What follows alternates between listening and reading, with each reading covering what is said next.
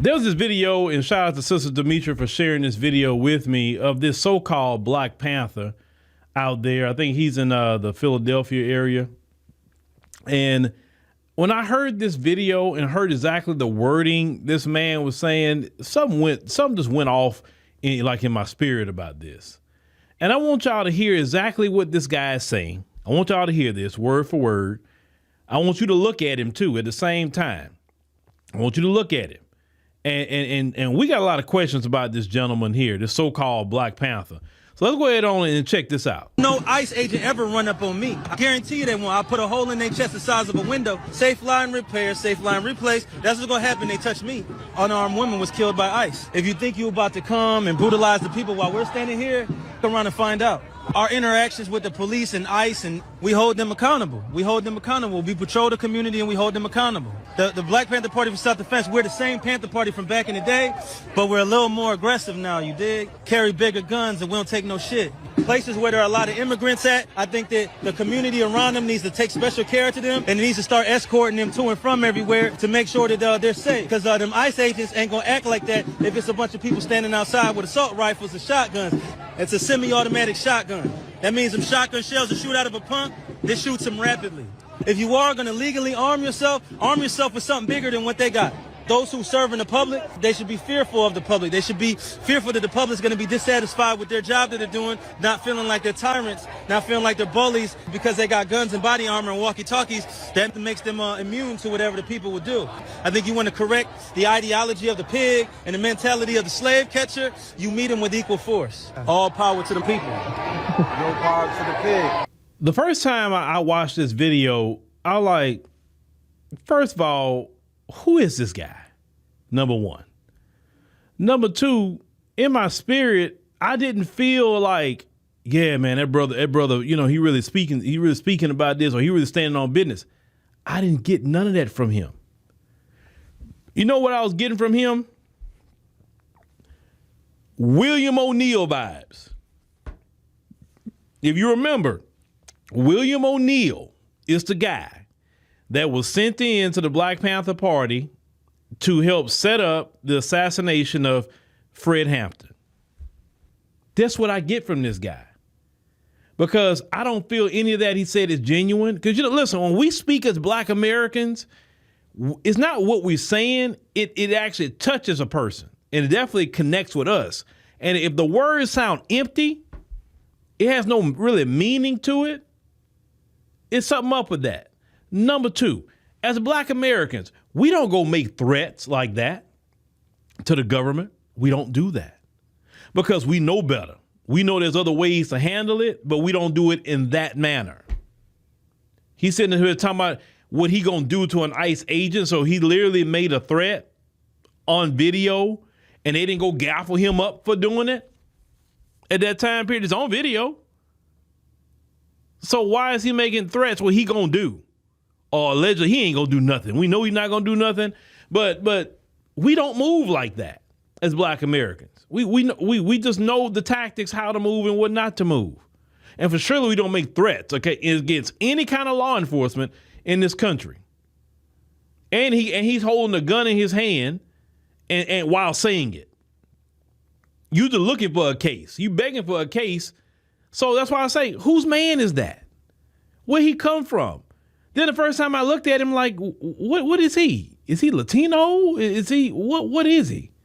You know, I mean, I don't know. Like, what is the guy? It's hard for me to even look at that too. I'm like I said, I'm just asking questions, y'all. It's okay to ask questions because that's not how we move. That's not how the grassroots talk. When the grassroots got things done, they wasn't speaking like him. We know better. Minister Farrakhan, he stands on business. He always have. The Nation of Islam always have stood on business. And they have never said anything like that. You look at every group that we've ever had that's actually doing something, even during the time of Fred Hampton, William O'Neal was talking like that. Fred Hampton wasn't talking like that. Fred Hampton was doing good for the people. He was out feeding people, getting clinics done, school. That's what he was focusing on. Now, he was trying to unify all these other groups, which I feel Fred Hampton I think it's one flaw, in my opinion, with Fred Hampton. But he was young, though. I mean, he didn't get a chance to even see what works and what don't work. You understand what I'm saying? But William O'Neal was talking all that, oh, yeah, we're going to do this to them and that to them. And then the whole time he's sitting up there an informant. We got to watch out for people like this guy right here. First of all, we know something off with him because Black America is resting. Black America is standing down. We're not getting involved with anything. So yet he jumps out there and say what he gonna do. Like, bro, who are you?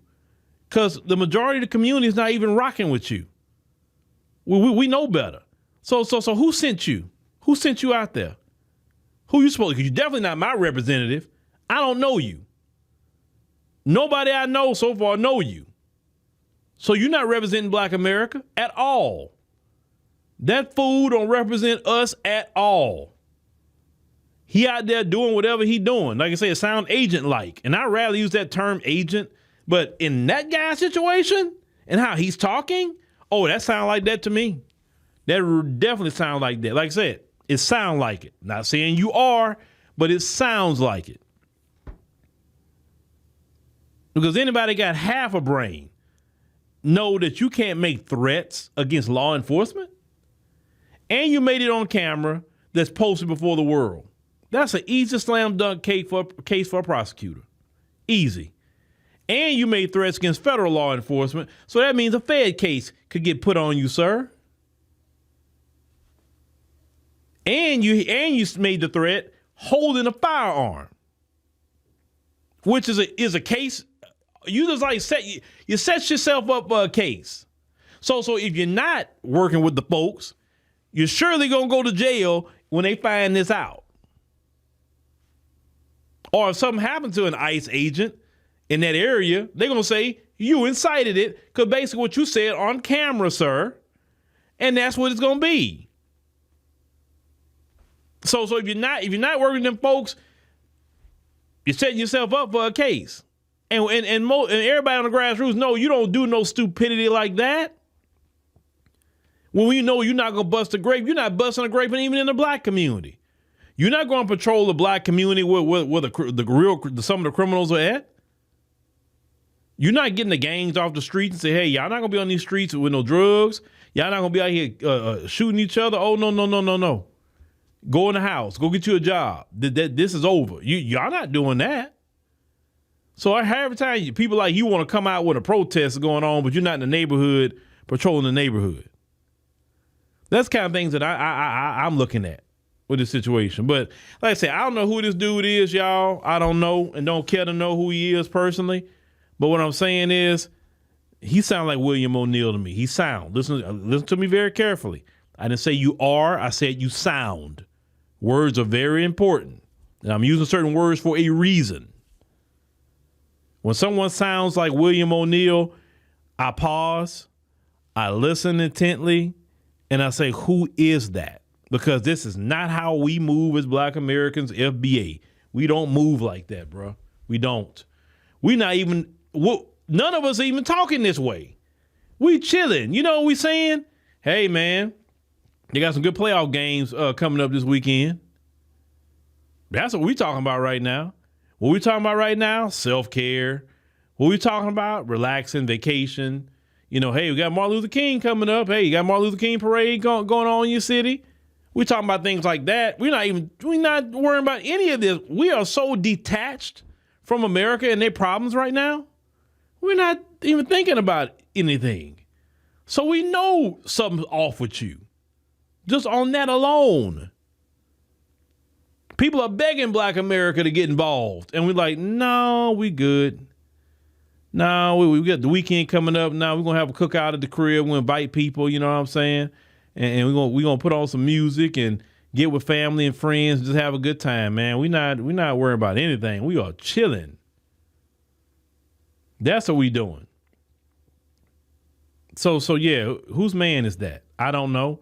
But yeah, I don't know who he is, but he don't represent Black America. Wherever he come from, he need to take it back to where he, because I don't know. Like I said, this dude is totally off code. That's not how Black America speak about any issues in this nation. So I'm definitely saying that up front. That guy has nothing to do with us.